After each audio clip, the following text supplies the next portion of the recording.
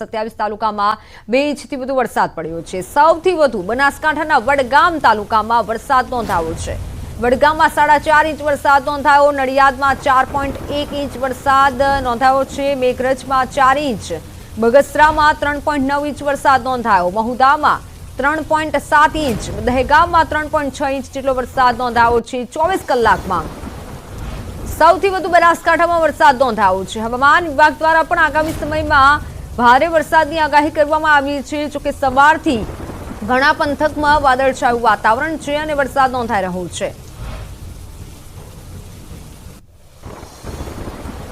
અમદાવાદમાં સવારથી વરસાદી માહોલ છે। શહેરના અનેક વિસ્તારોમાં વરસાદ, મકરવા, બોપલ, એસજી હાઈવે પર વરસાદ, પ્રહલાદનગર, શ્યામલ વિસ્તારમાં વરસાદ। અમદાવાદમાં આજે ઓરેન્જ એલર્ટ, અતિભારે વરસાદની આગાહી। સવારથી કાળા ડિબાંગ વાદળો છવાયા છે। સવારે પણ અંધકાર જેવો માહોલ છવાયો, જોકે વાદળો ઘેરાયા હતા। દિવસભરમાં વરસાદ તૂટી પડવાની સંભાવના છે।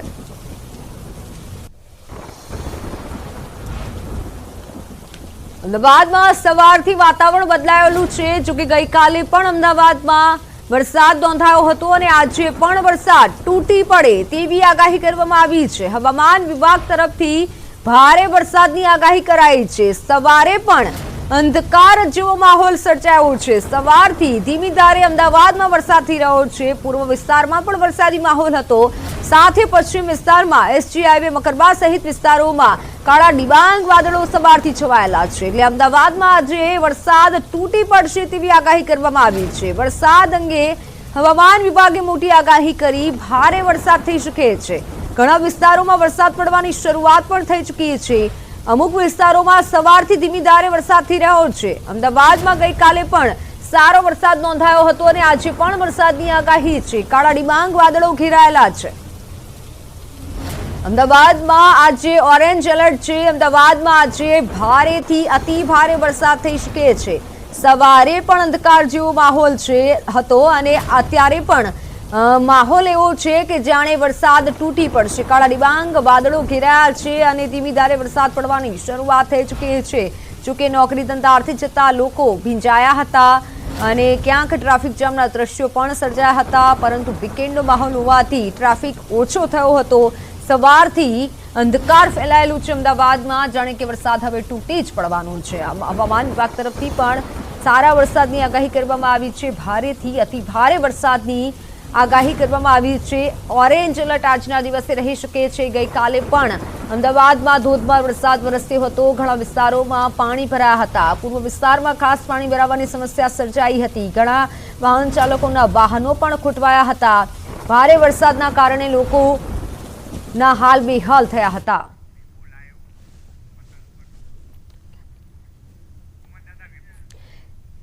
તો અમદાવાદમાં વરસાદી માહોલ છે। સંવાદદાતા વિભુ જોડાઈ ચૂક્યા છે મારી સાથે। વિભુ, હાલ આપ ક્યાં ઉપસ્થિત છો? ત્યાં કેવો વરસાદ છે, કેવો માહોલ?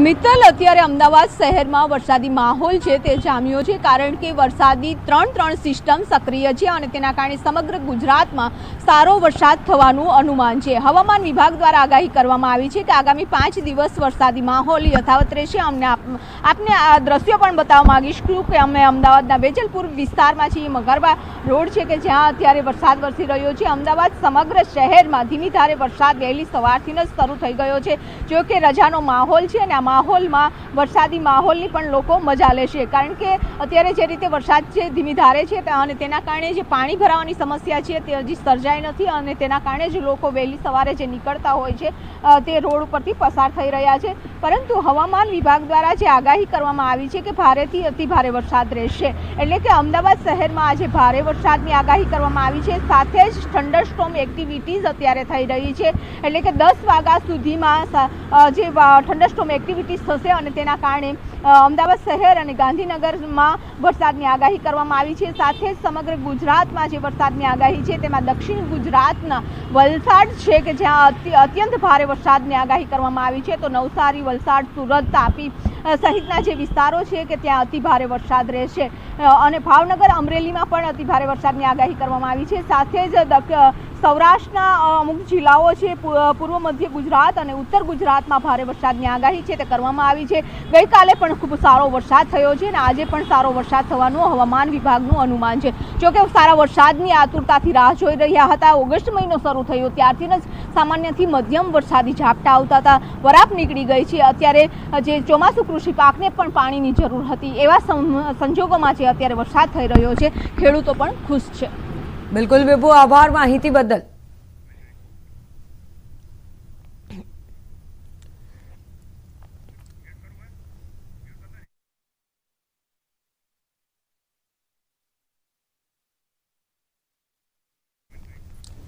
તો અમદાવાદમાં વહેલી સવારથી મેઘરાજા પધાર્યા છે. કાળા ડિબાંગ વાદળો છવાયેલા છે. અમદાવાદમાં અત્યારે ટ્રાફિક જામની પરિસ્થિતિ પણ સર્જાઈ છે. જોકે હવામાન વિભાગ દ્વારા આજે ઓરેન્જ એલર્ટ આપવામાં આવ્યું છે, એટલે ભારેથી અતિભારે વરસાદ થઈ શકે છે. એટલે અમદાવાદવાસીઓ સાવધાની રાખજો. આજે ભારે વરસાદમાંથી તમારે પસાર થવું પડી શકે છે.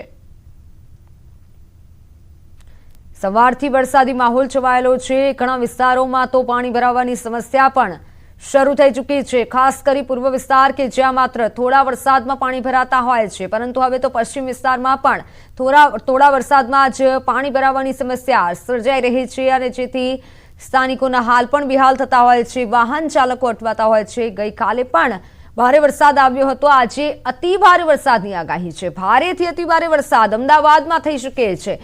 સવારથી વાતાવરણ જામેલું છે.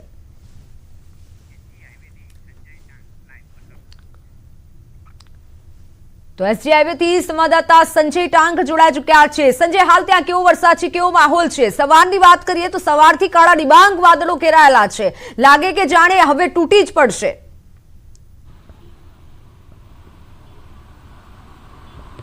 બિલકુલ મિત્તલ, વહેલી સવારથી જ વાદળછાયું વાતાવરણ અને વરસાદી માહોલ જે છે તે અમદાવાદમાં જોવા મળી રહ્યો છે. હું સીધા દ્રશ્ય આપને બતાવીશ. અત્યારે પણ જે છે તે વરસાદી માહોલ યથાવત છે અને વહેલી સવારે કાળા ડિબાંગ વાદળો જે છે તે સમગ્ર શહેરમાં છવાયા હતા અને એ પ્રકારની જ સ્થિતિ જોવા મળી રહી હતી કે ધોધમાર વરસાદ જે છે તે તૂટી પડશે, પરંતુ અત્યારે ધીમી ધારે વરસાદ વરસી રહ્યો છે અને વાતાવરણ જે છે તે વરસાદી માહોલ પ્રમાણે જોવા મળી રહ્યું છે અને ધીમી ધારે વરસાદ વરસી રહ્યો છે અને તેના કારણે વાતાવરણમાં ઠંડક ચોક્કસથી જોવા મળી રહી છે. છેલ્લા 2 દિવસથી જે વરસાદી માહોલ જે અમદાવાદ શહેરમાં જોવા મળી રહ્યો છે, જોકે હવામાન વિભાગની આગાહી છે કે 7મ અને 8મ આ 2 દિવસ દરમિયાન, એટલે કે આજે અને આવતીકાલે અને સોમવારે, આ 3 દિવસ જે છે તે વરસાદી માહોલ જોવા મળી શકે છે અને ધોધમાર વરસાદ પડી શકે છે તે પ્રકારની પણ આગાહી કરવામાં આવી છે. અને અત્યારે જે પ્રકારની સ્થિતિ છે કે વરસાદ વરસી રહ્યો છે અને વરસાદી માહોલ જે છે તે શહેરમાં જોવા મળી રહ્યો છે.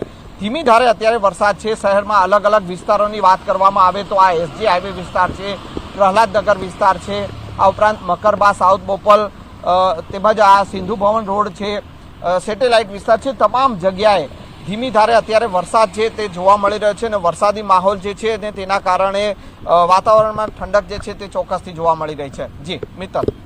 બિલકુલ સંજય.